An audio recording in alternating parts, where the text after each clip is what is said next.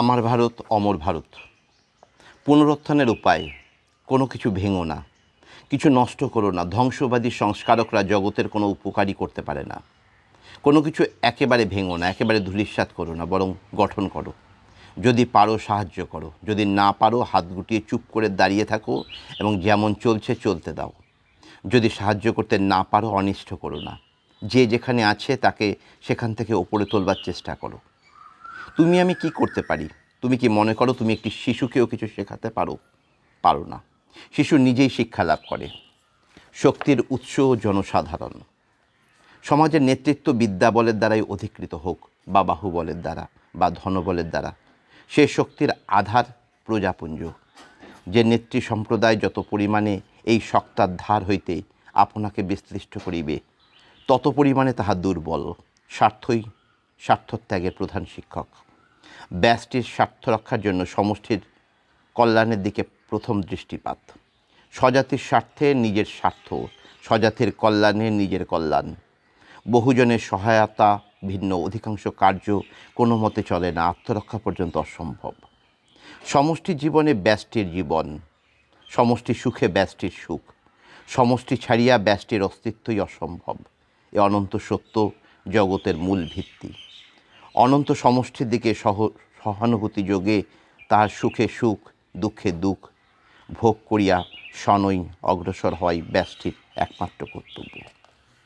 হে ভারতের শ্রমজীবী, হে ভারতের শ্রমজীবী, তোমার নীরব অনবরত নিন্দিত পরিশ্রমের ফলস্বরূপ Babel Iran, Alexandria Greece, Rome Venice, Genoa Baghdad, Samarkand Spain, Portugal, ফরাসি, ডেনমার্ক, ওলন্দাজ ও ইংরেজের ক্রমান্বয়ে আধিপত্য ঐশ্বর্য। আর তুমি কে ভাবে কথা?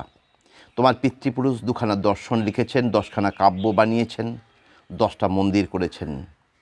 তোমাদের ডাকের চোটে গগন ফাটছে, আর যাদের রুধির স্রাবে মনুষ্যজাতির যা কিছু উন্নতি, তাদের গুণগান কে করে?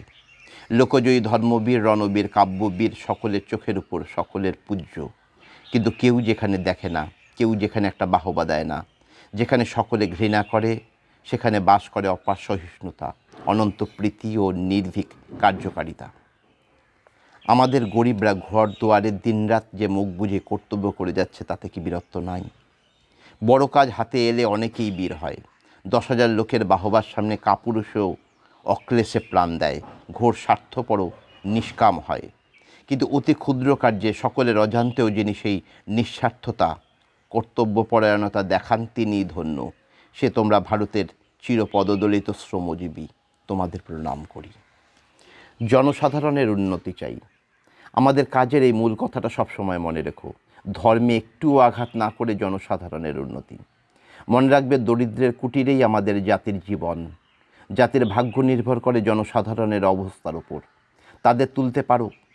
তাদের স্বাভাবিক আধ্যাত্মিক প্রকৃতি নষ্ট না করে কি তাদের লুপ্ত ব্যক্তিত্ব ফিরিয়ে দিতে পারো? আমার মনে হয় দেশের জনসাধারণকে অবহেলা করাই আমাদের প্রবল জাতীয় পাপ, এবং তাই হলো আমাদের অবনতির অন্যতম কারণ। যতদিন না ভারতের সর্বসাধারণ ভালোভাবে শিক্ষিত হচ্ছে, ভালোভাবে খেতে পাচ্ছে, অভিজাত লোকেরা যতদিন না তাদের ভালোভাবে যত্ন নিচ্ছে, ততদিন যতই রাজনৈতিক আন্দোলন করা হোক না কেন, কিছুতেই কিছু হবে না। তারা আমাদের শিক্ষার জন্য রাজকর হিসেবে পয়সা দিচ্ছে, আমাদের ধর্মলাভের জন্য শারীরিক পরিশ্রমে মন্দির তৈরি করে দিচ্ছে। কিন্তু এইসবের বিনিময়ে তারা চিরকাল লাথি খেয়ে এসছে। তারা প্রকৃতপক্ষে আমাদের কৃতদাস হয়ে আছে। ভারতকে যদি পুনরুদ্ধার করতে হয়, আমাদের অবশ্যই তাদের জন্য কাজ করতে হবে। আমাদের মিশন হচ্ছে অনাথ, দরিদ্র, মূর্খ চাষাভুষোর জন্য। আগে তাদের জন্য করে যদি সময় থাকে তো ভদ্রলোকের জন্য। ওই চাষাভুষোরা ভালোবাসা দেখে ভিজবে। উদ্ধরেত আত্মানা আত্মানাম, নিজেই নিজেকে উদ্ধার করবে। সকল বিষয়েই এই সত্য। ওরা যখন বুঝতে পারবে নিজেদের অবস্থা, উপকার এবং উন্নতির আবশ্যকতা, তখনই তোমার ঠিক কাজ হচ্ছে জানবে।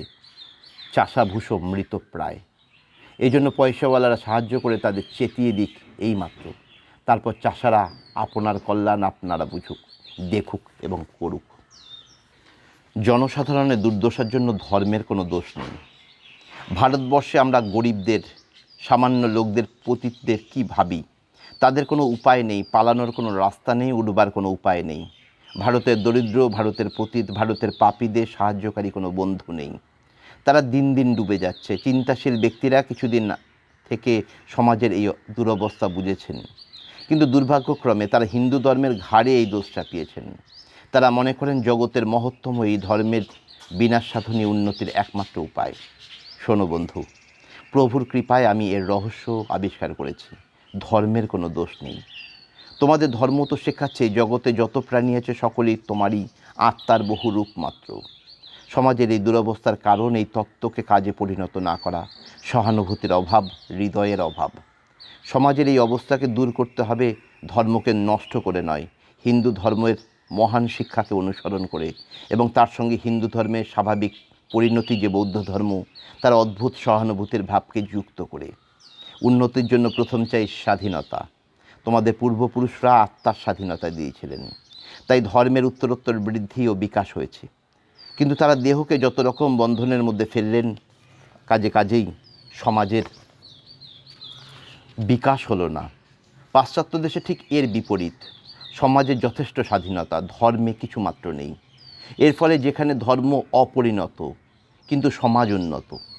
এখন প্রাচ্য দেশে সমাজের চরণ থেকে বন্ধন শৃঙ্খল ভেঙে পড়ছে। প্রতীচ্যে ধর্মের ক্ষেত্রেও ঠিক তাই হচ্ছে।